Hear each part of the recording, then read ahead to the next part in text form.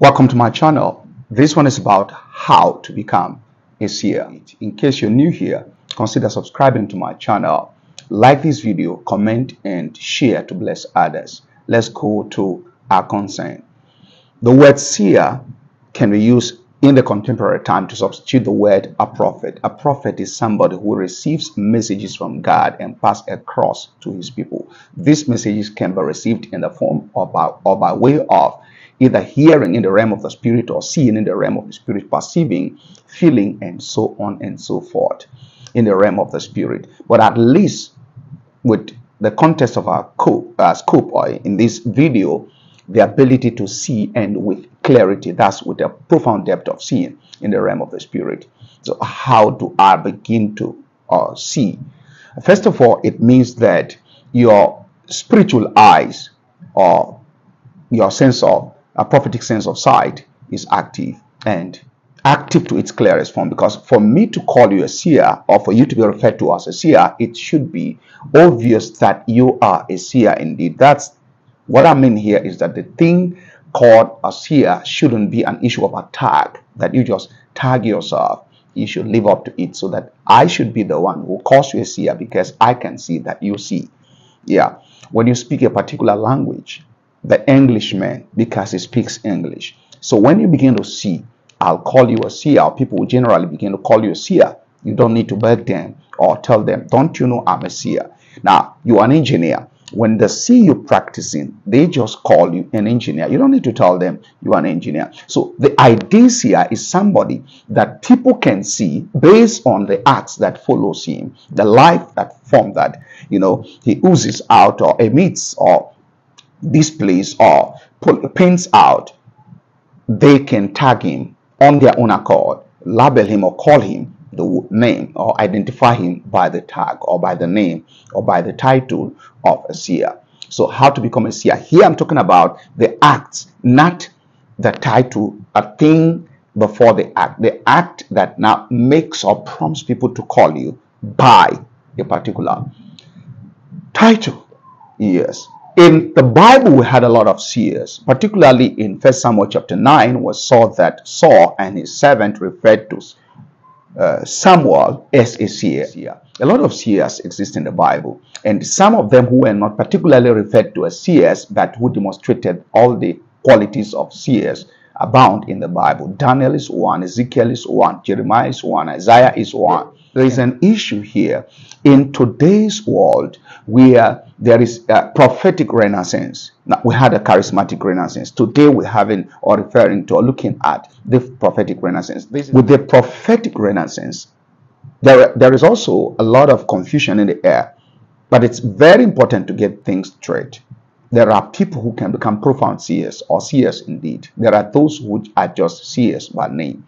Seers indeed have to go through some of the things, all of the things that those who were seers in the Bible went through to become seers.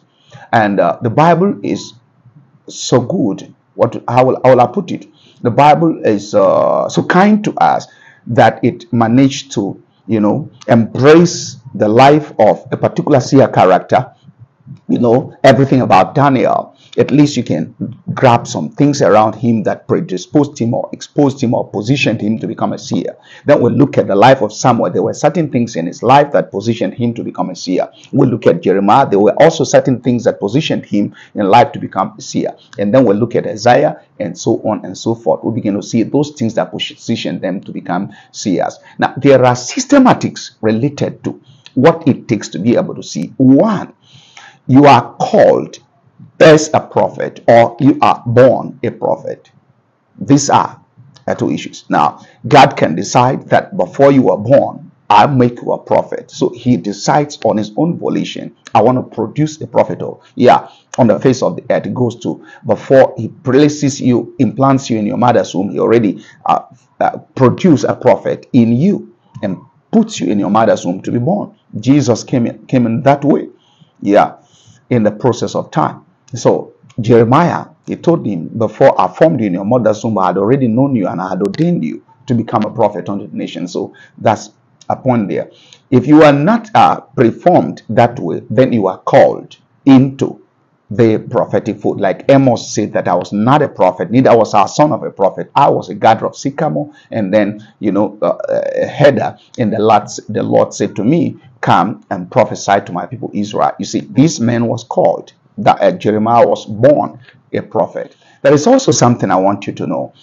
If you are not the called type or the born type, at least you should be a servant of a prophet, like the case of Gehazi. For the first time, Gehazi was able to see in the realm of the spirit what happened. They were kind of surrounded by their enemies. Ambushed is the word I'm looking for, by their enemies. And he came back shouting, and the prophet told him, they that be with us are more than they that be with them. Oh, that's another topic altogether, another depth of the prophetic thing. How can you see the whole mountain surrounded with chariots and men of war, and you alone in the midst of them? I said, they that be with us are more than they that be with them. Now, this prophet again, now relied more on the invisible army than the physical army. That is, I want to say that Elisha believed in the strength of the invisible army than in the strength of the physical army, and that was intended a function of the seer ability in him. So you see, seers live in another world altogether,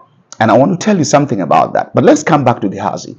Gehazi now was not able to see they that were with him and his master Elisha. So Elisha prayed and said, God, open the eyes of this young man that he may see they that are with us. So his eyes were open, and he saw that the mountain was surrounded with chariots of fire, horses and chariots of fire. Now in their own case, their own army were not only horses and chariots, they were horses and chariots, they had chariots, they were invisible, they had fire, but the army of the Syrians that came around them were just physical and had no fire. See the difference. So the man who was able to see, already knew where the battle was going to, what was going to become the result of the collision.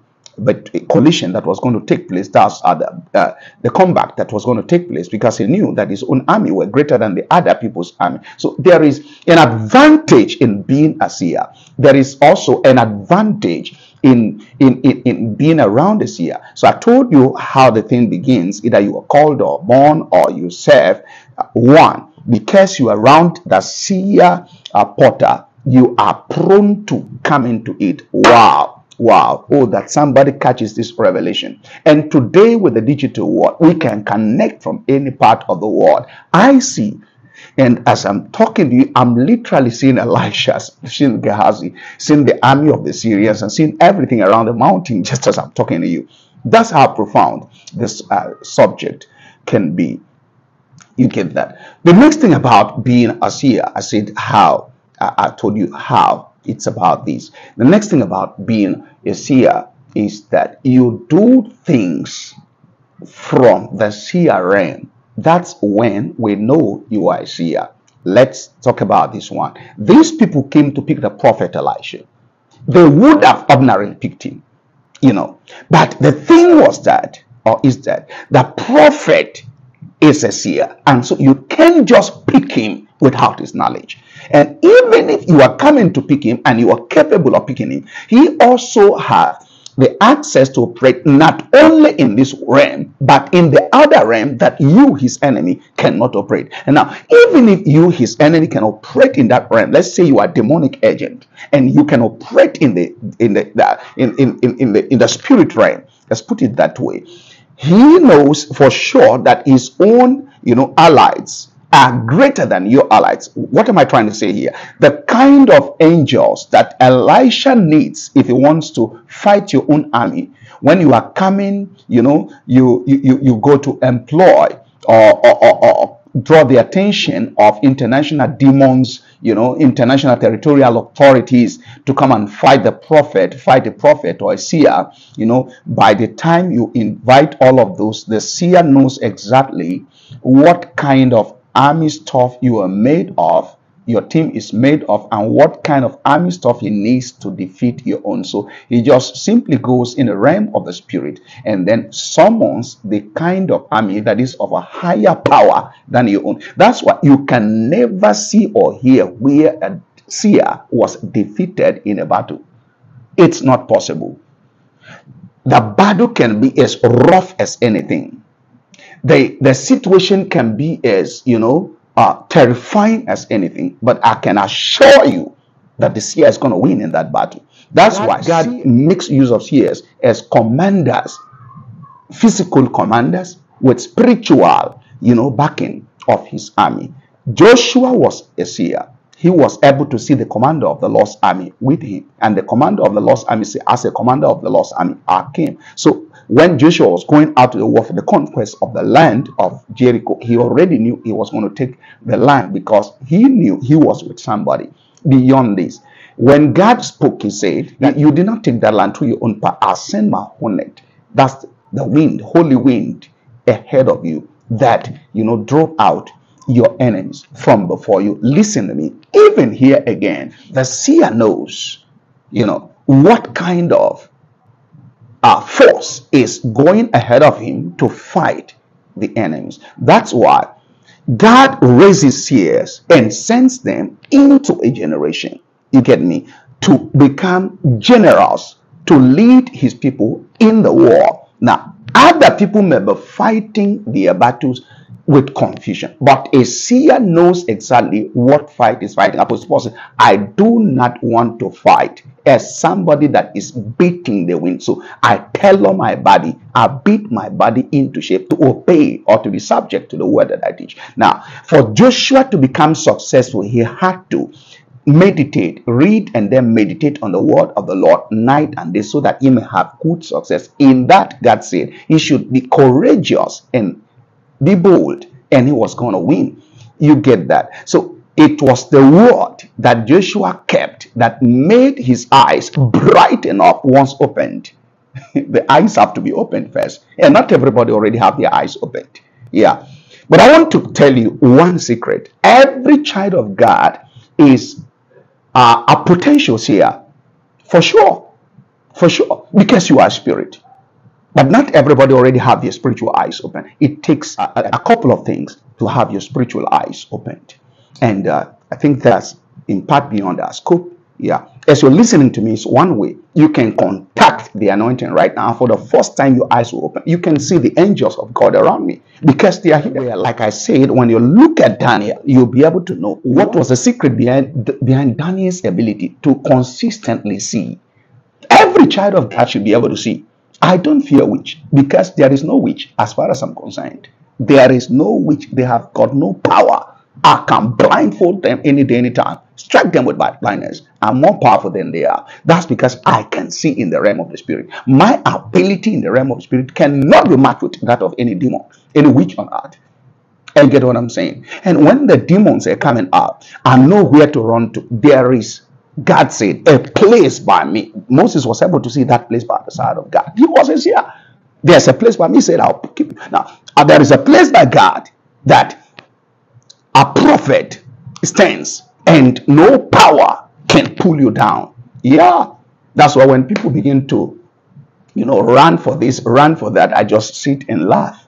You keep running. You keep, disembarking. You keep disconnecting because you think, we are defeated. Alas, Gehazi felt so, but it was not so in Elisha's mind. Remember that Elisha was just one prophet. How about the other sons of the prophets? Where were they when Elijah left? Where were they? So it takes somebody who distinguishes himself to become a prominent seer, a major seer. And I'm talking about coaching major seers. There are a lot of things here. Like for Daniel to see consistently, he maintained easily issues. Daniel had a profound depth. He had unraveled the secret of facing the east to see. That's Daniel, the prophet. As for Ezekiel, by the side of the river, Ulai, by the side of the river. Ezekiel was profound about that, even in market squares. As for Isaiah, the subject of seeing was obedience. If Isaiah can see, can be obedient, he can see. So you see, I'm picking them up from these people individually. As for Zechariah, it was the zeal for the house of God. That was what kept Zechariah flying.